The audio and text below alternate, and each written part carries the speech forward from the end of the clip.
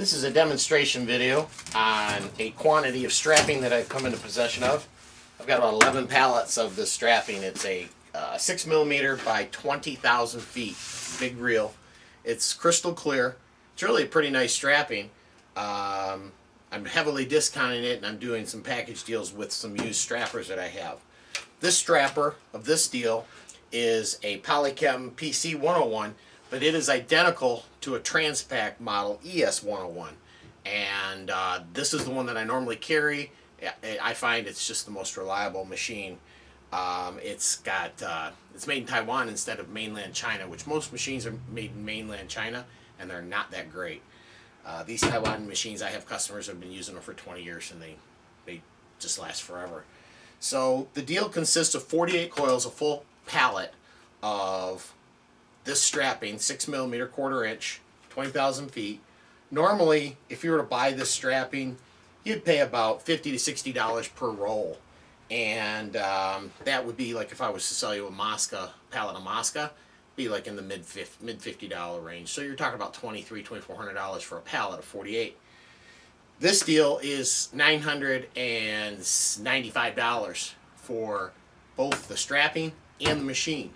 So you're getting the strapping for about $20.73 a piece, and then you're getting the machine for free. Or you can work it out where a good used machine that's been fully serviced by a competent professional is worth about $500. That's usually what I get for them. So you can work it out. Then that would be $500 for the strap, which is insanely cheap, a little over $10 a pallet.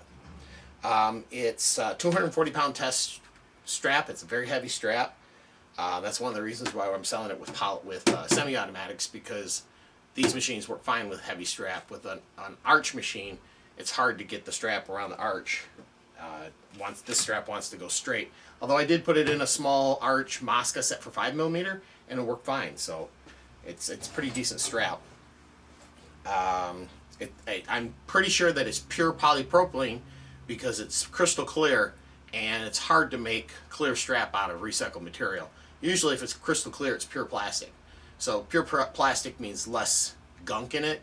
This machine they used a generic strap that had a lot of recycled content, and the whole inside of the machine was covered with like a greasy residue. It was very difficult to clean. Took me a few hours to get it all cleaned up. I'll show you the inside in a little bit. So we talked about the machine. If you already have semi-automatics, if you're a laundry or a mailing house and you're using these, the guides can be opened up to use this strap. It has an 8-inch core, which is standard. This machine will also do 9-inch core strapping if you have that and you want to use that in the future. 8 is the industry standard, though. What I did was I performed a full PM on the machine, took the whole strapping head apart, cleaned everything with solvent, cleaned the whole inside of the machine, lubed everything, put it back together, found a couple of parts that were worn, a broken spring, a worn tension belt. There's an extra tension belt that comes along with it. It's only a $5 part, but when you need it, you need it, so it's nice to have an extra one. I replaced the fan because the original fan was completely gunked up with that crappy strap. And I tell people, what you're going to save in strap with the generic stuff, you're going to pay in maintenance. So that's why if you get a generic, you want a pure polypropylene generic strap. I also did a clutch job because that grease, that oily residue, got down on the clutch, and it made the machine tension too tight. It really just squished the bundles. So I had to clean the clutch so that it would tension properly. And I also included a factory manual with the blow-up diagrams of all the parts for the Transpack ES-101, because anything that's in this machine is in that manual, so you can order parts for it. And these parts are extremely reasonable because the Taiwanese peg their money to ours, so there hasn't been the great variable price differential that you get with German parts. German parts just go up every time I call, so that's kind of nice. The price that I have includes this palletized with a box on it and the strap palletized, but the shipping is the responsibility of the purchaser.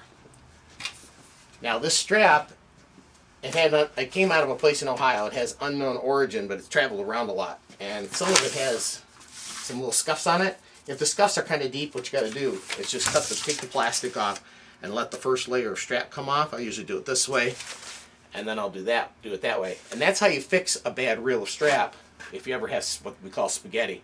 Spaghetti occurs when a new person comes, cuts all the plastic and everything off, and then tries to put it on and pulls the strap off the edge, and then you get like 8 or 10 leads off of it. So then you have to hold it like this, and then you hold it like this until you get one single lead, and then you stop it, put it on the machine, use the cardboard, and then you can use a strap. You usually end up wasting maybe $1 with the strap. So as we're saying, it can be used in a laundry. Say you're doing bar towels.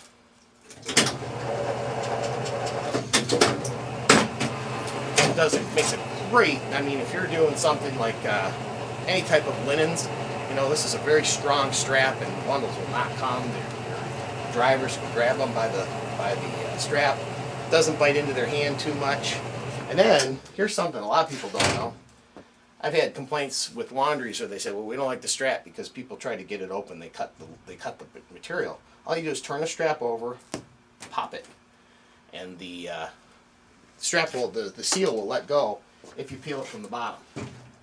If you try and pull it apart, you can't.